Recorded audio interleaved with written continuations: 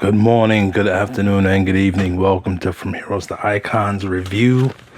We are looking at What If episode 3. A day late, but I guess we still on time. So now I can just be spoilerific, I guess. In this episode, it is what if the Avengers never had a chance to form? Unfortunately, that means the demise of many of the Avengers. In this episode, we get Samuel Jackson, Michael Douglas, Clark Gregg, Frank Grillo, Jeremy Renner, Mark Ruffalo, Tom Hiddleston reprising their roles as the same people that they have played in the live-action Marvel Cinematic Universe, which is pretty dope. Scarlett Johansson is not doing Black Widow's voice, and I think that's it. And the chick that plays Betty, I forget her name, Aramir from Lord of the Rings, is not playing Betty Ross. But it was kind of a melancholy episode, kind of until like near the end. But I guess that's the point. The Watcher is still doing his thing. I think he's maybe one of the best points of this series. And oh man, Jeffrey Wright, that's what it is. That's my boy, Dr. Narcisse, and the soon-to-be next Commissioner Gordon is as the Watcher, always the best.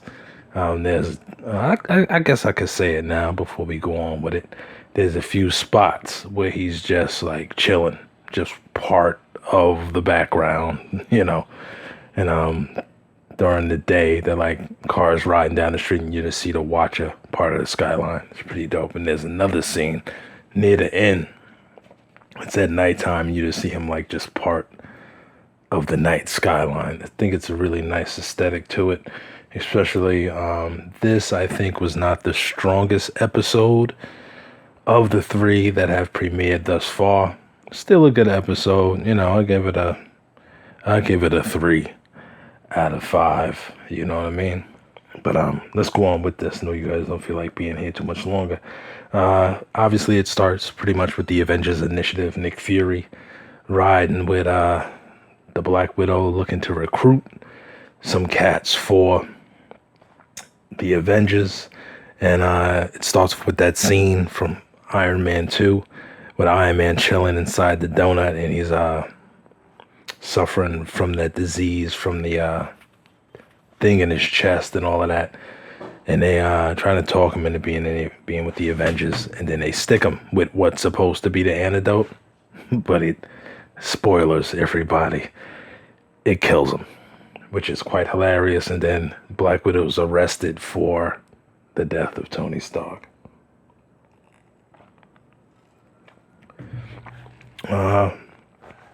That's kind of, Then it jumps, obviously Nick Fury knows that she didn't do it. Tells her, escape, try to find out what's going on or whatever. She busts up a whole lot of cats, escapes, makes the S.H.I.E.L.D. agents look like buffoons, and jumps over to the next scene. I hope I'm doing this in sequential order, y'all. I watched it twice. I watched it on my phone, and then I just got finished watching it again, but I was preoccupied, of course. Jumps over to, I guess, New Mexico, where it jumps to the Thor movie, and Thor's looking to retrieve his hammer. He's knocking dudes out and all this other type of stuff. And, Hawkeye goes up top. Right before Thor can get a good grip on the hammer, he's killed. 2 for 2. You know what I mean? So Hawkeye's arrested. And the killing of Thor, apparently. And, this is before he gets his hammer and his powers back, whatever. So Thor's dead. And they lock Hawkeye up, and he's all distraught because, he never misses, he never flinches, etc. Then they got, I think Agent Coulson and Fury having a little talk, and they go in to interrogate Hawkeye, and Hawkeye's dead. Like they dropping like flies in this. It switches over. Needless to say, Hawkeye had no wounds or anything afflicting his body to look for the cause of his death. And it switches over to the Incredible Hulk film. And we get Betty Ross, walking across the thing. Black Widow confronts her. She's like, I'm not going to tell you where Bruce is. She was like, I need you to help me, look at this syringe. So while they're going through that, I believe at the same time, Black Widow is with Betty Ross. Loki makes his debut. Fury confronts him. Why? At the same time, Black Widow finds Banner at the school while and Thunderbolt Ross is confronting Banner. So you got two confrontations going on at the same time with Loki and S.H.I.E.L.D. And he's using the Winds of Winter or whatever it's called to freeze up all of the S.H.I.E.L.D. agents and stuff like that before Nick Fury tries to pretty much coerce him into trying to make a deal. We're on the same side, doesn't so. Hulk is rampaging, going completely berserk, very similar to the Incredible Hulk film with Ed Norton. And he caught a bullet in the beginning, and I guess the bullet had something in it, and the Hulk continues to grow out of control and explodes from the inside out, and the Hulk is dead. And I don't know. I guess, feeling some kind of... You got to remember that this is part of the Marvel Cinematic Universe, and it has nothing to do with the comics. Because anybody that's reading Immortal Hulk now would be like, oh, he'll just come back. But he's not immortal in this, apparently.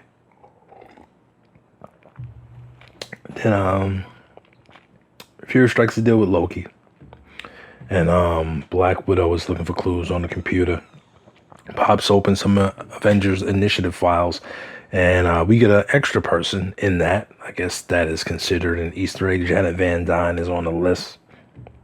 The killer confronts the Black Widow and kills her, but not before she could send a voice message to Nick Fury. Fury's all pissed off and upset. He has like 4 hours before he has to confront Loki with nothing. So he's getting ready to summon Captain Marvel. He has a bit of an epiphany. And as this transition of scenes or whatever, we get to see the Watcher one more time in the background of the skyline. And he goes to where Loki is holed up, and the Destroyer is there. And apparently Nick Fury and Loki has stricken a deal. Made a deal, whatever. So he goes to the graveyard. Next scene, he's at a graveyard, and it is Hope Van Dyne's grave.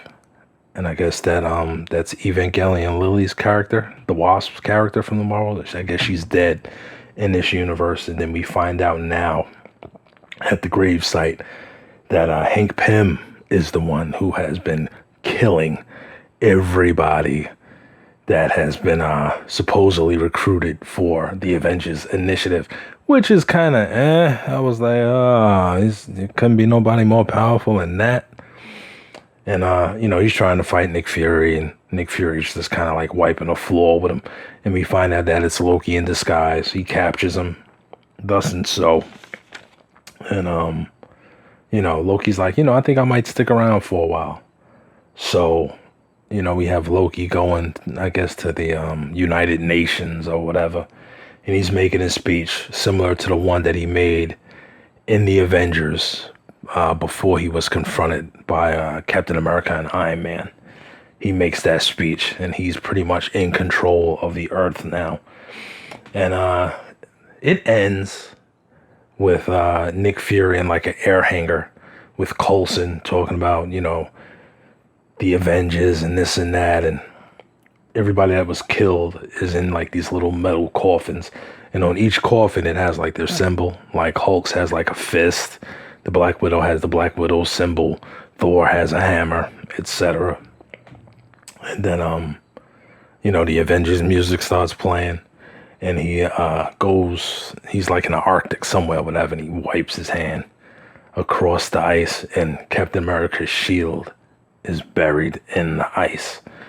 And right when he does that, he was like, "Welcome back, Captain." And Captain Marvel has reappeared, which was probably the best part of the whole thing, besides seeing the Hulk rampage. This episode was kind of meh. Like I said, I gave it a 3 out of 5. I don't know, man. It was kind of a downer episode.